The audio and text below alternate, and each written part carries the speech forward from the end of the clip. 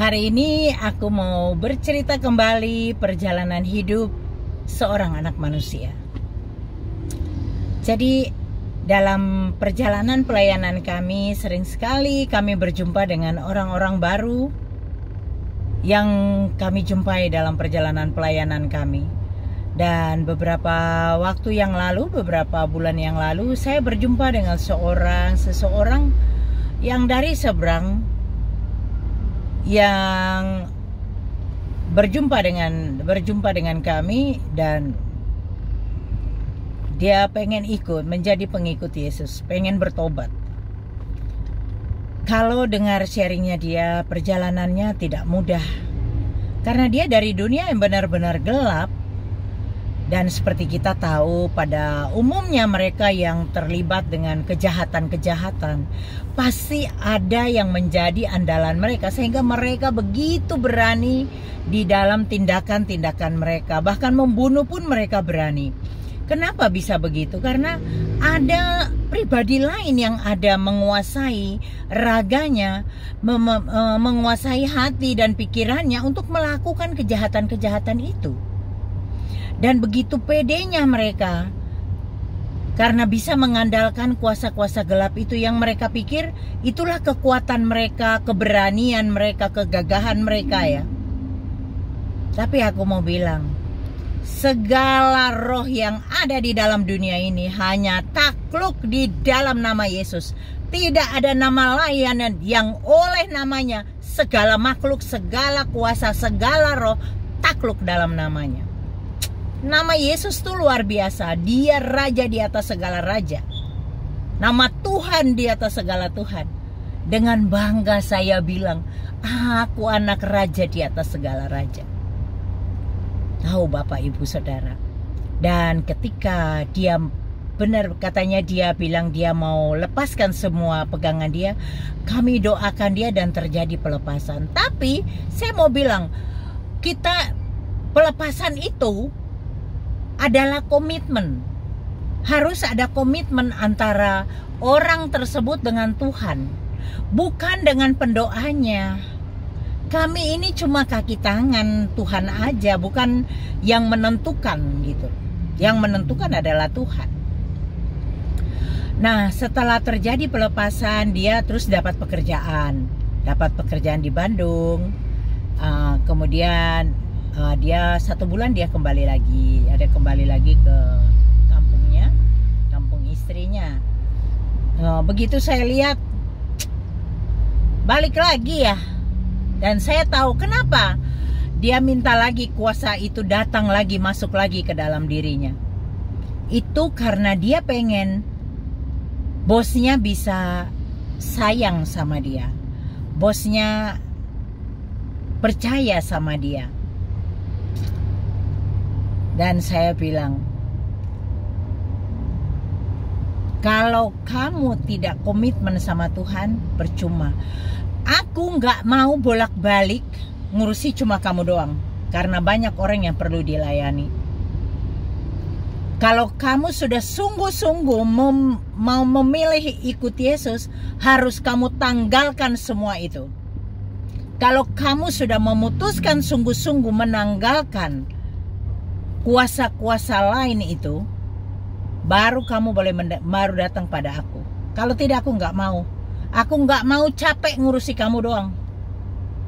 Bolak-balik didoain, begitu lagi. Pertobatan apa ya? Tobat sekarang, kumat lagi besok. Capek deh. Capek juga kan kita ngurusi orang-orang seperti begini. Nah, saya banyak mengalami seperti itu. Dan ada yang orang seperti begitu, yang dulunya dia perangkat desa. Biasalah kalau kita tahu, biasa perangkat desa begitu kan, dia pasti punya, kalau bukan anak Tuhan yang sungguh-sungguh mengandalkan Tuhan, pasti ada pribadi lain yang dia andalkan gitu. Dan Bapak itu dia sungguh-sungguh mengambil keputusan untuk melepaskan semua itu, dan dia bertobat sungguh-sungguh. Berbeda dengan yang tadi, si Nasarudin dengan Si Jasman itu berbeda, dua pribadi yang berbeda. Kalau Jasman memilih untuk bertobat sungguh-sungguh, berbeda dengan Nasarudin. Nasarudin tobat. Tobat sekarang, kumat besok. Kendalanya hanya di keuangan. Nah, kalau keuangan itu sumber hidup kita, selalu saya bilang, sumber hidup kita tuh Tuhan Yesus. Bukan setan yang kasih duit kita, bukan setan yang kasih nafas kita, bukan setan yang kasih kesehatan kita dan berkati kita. Tapi yang memberkati kita, Tuhan Yesus. Saya bilang begini, burung di udara saja Tuhan pelihara. Apalagi kamu. Kamu lebih berharga daripada seekor burung. Kenapa khawatir? Saya terus beri kesaksian sama dia. Bagaimana dulu saya juga pernah mengalami kehidupan yang seperti begitu, jatuh. Suami saya meninggalkan saya, dia dengan perempuan lain, pergi dengan perempuan lain.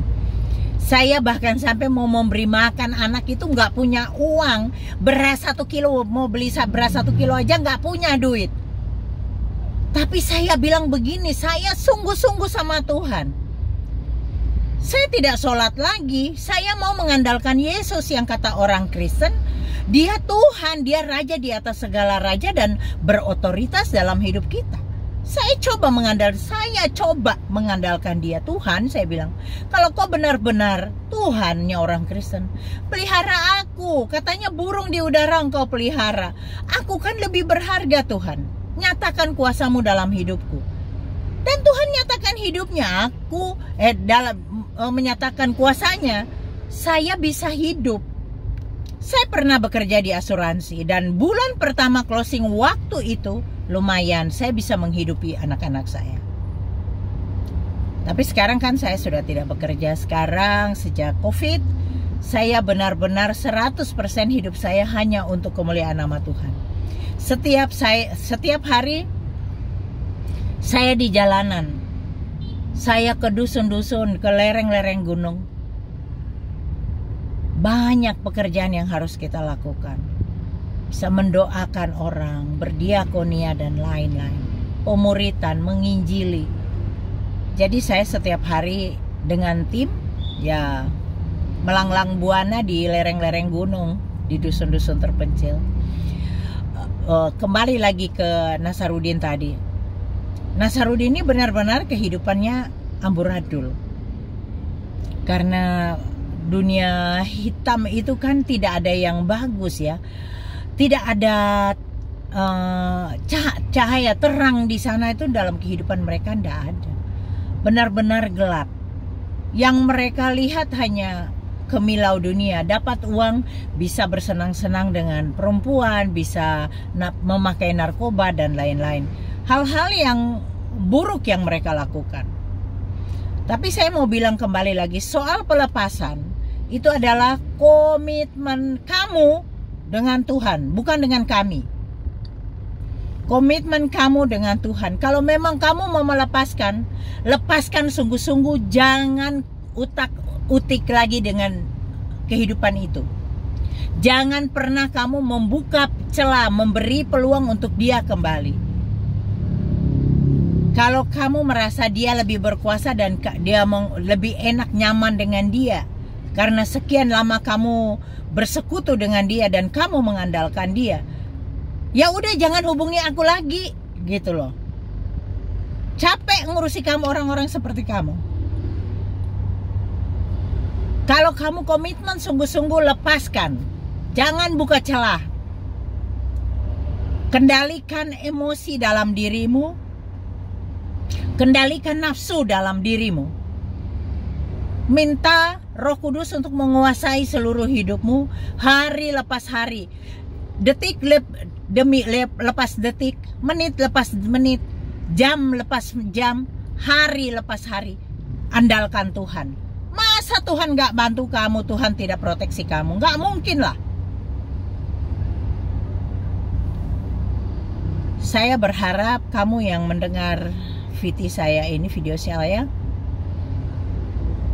yang mungkin kamu saat ini sedang terlibat atau sedang berkecimpung dengan dunia kegelapan dan ingin melepaskan diri dari kuasa kegelapan itu dan mau mengandalkan Tuhan, kamu komitmen. Melepaskan itu butuh komitmen. Kalau kamu sudah komitmen, oke, kamu boleh kontak aku. Tuhan kita itu tidak bisa dibatasi ruang dan waktu. Pelepasan bisa terjadi di mana aja, walaupun lewat video call. Saya menangani beberapa orang yang lewat video aja terjadi pelepasan. Tuhan kita itu Tuhan Allah yang berkuasa di bumi dan di surga. Bukan cuma di bumi dan di surga. Kalau cuma di bumi doang berkuasanya, mah banyak Tuhan-Tuhan yang berkuasa, ilah-ilah lain yang berkuasa di dalam dunia ini. Banyak. Tapi yang berkuasa di bumi dan di surga hanya ada satu nama. Oke, kita jumpa lagi di cerita kisah hidup perjalanan hidup seorang anak manusia. Tuhan Yesus memberkati.